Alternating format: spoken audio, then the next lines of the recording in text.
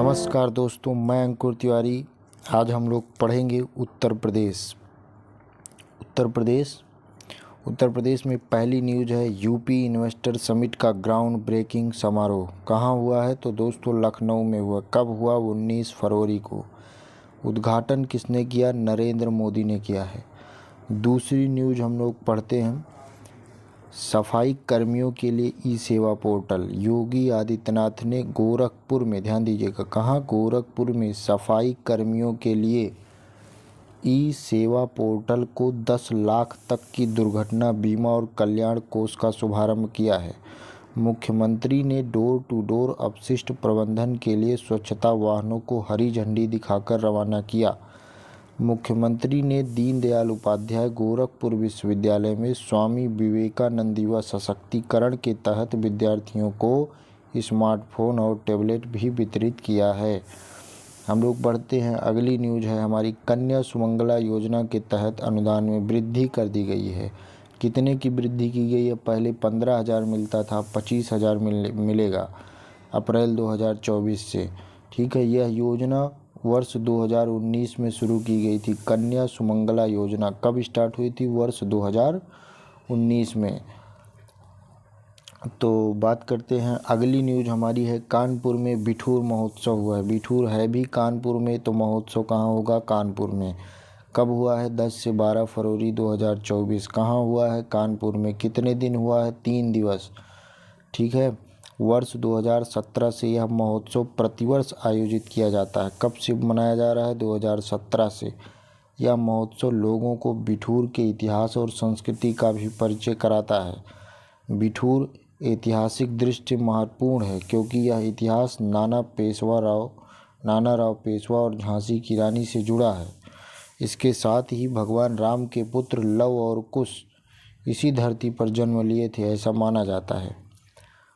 अखिल भारतीय संस्थागत नेतृत्व समागम 2024 लखनऊ विश्वविद्यालय में 15 से 17 फरवरी 2024 तक अखिल भारतीय संस्थागत नेतृत्व समागम 2024 का आयोजन किया गया। इसका उद्घाटन किसने किया? आनंदीबेन पटेल और मुख्यमंत्री योगी आदित्यनाथ। राज्यपाल आनंदीबेन पटेल प्लस मुख्यमंत्री योगी आदित्यनाथ दोनों ने मिलकर के इसका उद्घाटन किया है। तो इसमें जो है 200 से अधिक विश्वविद्यालयों के कुलाधिपति, कुलपति और अन्य प्रतिनिधियों ने भाग लिया। टोटल 200 लोगों ने भाग लिया है। समागम में शिक्षण संस्थानों और शिक्षा को औद्योगिक जगत से जोड़ने, देश के विकास में शिक्षा के योगदान और शिक्षण संस्थाओं में आपसी तालमेल पर वार्ता आयोजित की गई है।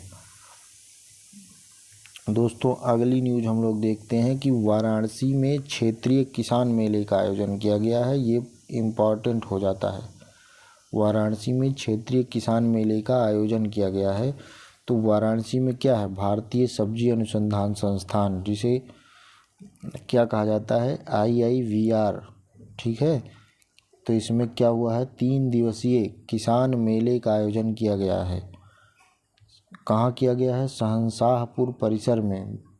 ठीक है, मेले में मुख्य अतिथि उत्तर प्रदेश के कृषि एवं किसान कल्याण मंत्री सूर्य प्रताप शाही हैं। सूर्य प्रताप शाही ये उत्तर प्रदेश के कृषि एवं कल्याण मंत्री हैं। तो इन्हीं को मुख्य अतिथि बनाया गया था। इन्हीं को क्या बनाया गया था? मुख्य अतिथि इन्हीं को बनाया गया था। उसके आगे हम लोग देखते हैं, यह मेला association for promotion of innovation in vegetables, भारतीय कृषि अनुसंधान परिषद, राज्य सरकार तथा सरकारी एवं निजी प्रतिष्ठानों के सहयोग से आयोजित किया गया था।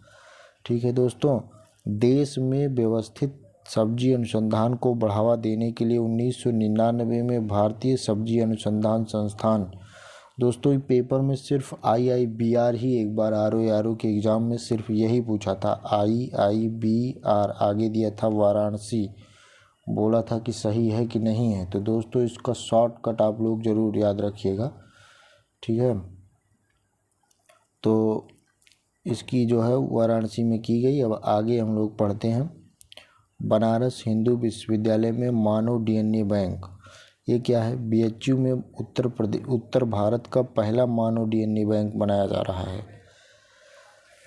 इसी क्रम में 30 जनवरी 2024 को BHU के जंतु विज्ञान विभाग के ज्ञानेश्वर लैब में ऑटोमेटेड DNA एक्सट्रैक्टर मशीन लगाई गई है। DNA बैंक का लक्ष्य जो है व्यक्तिगत चिकित्सा, वन्यजीव संरक्षण और महामारी विज्ञान के अध्ययन के लिए आनुवांशिक डेटा एकत्र करना और उसका विश्लेषण करना है। पहले चरण में इस बैंक में विभिन्न जातियों और जनजातियों के 50,000 सैंपल जुटाने की योजना बनाई गई। इसमें 5 वर्ष का समय लगेगा।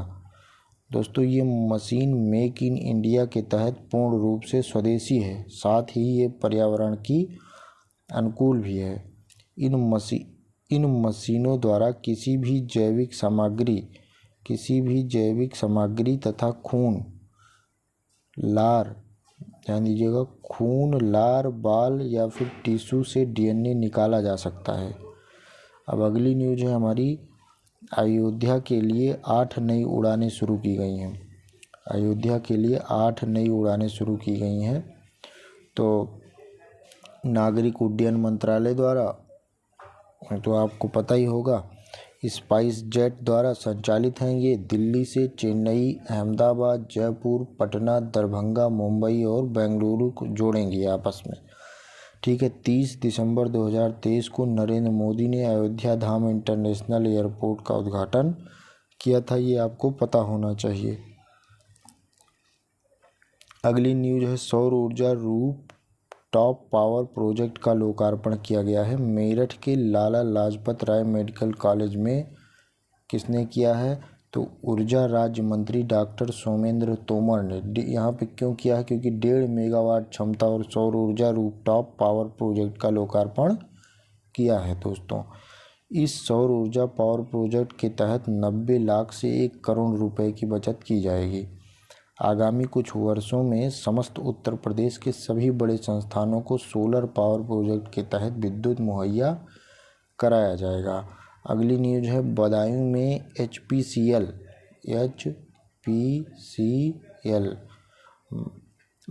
के बायोगैस प्लांट का उद्घाटन मुख्यमंत्री योगी आदित्यनाथ तथा केंद्रीय पेट्रोलियम एवं प्राकृतिक गैस मंत्री हरदीप सिंह पुरी ने 27 जनवरी को 2024 को बदायूं के, ध्यान दीजिएगा, ये याद रखिएगा, बदायूं के सैजनी गांव में HPCL के बायोगैस प्लांट का उद्घाटन किया है। बायोगैस प्लांट के साथ जिले के अलग अलग विधानसभा में 424 करोड़ की 44 विकास परियोजनाओं का लोकार्पण और शिलान्यास भी किया गया है। इस मौके पर बदायूं के अलावा जनपद सीतापुर, ठीक है, जौनपुर, बरेली, कन्नौज, कानपुर देहात, अमेठी, बहराइच, फतेहपुर में स्थापित होने वाले बायोगैस संयंत्रों का भी शिलान्यास किया गया। इसी के साथ हमारा सेशन दोस्तों समाप्त होता है। आप लोगों से विनती है कि सब्सक्राइब ज़रूर कर दीजिए, शेयर कर दीजिए, लाइक कर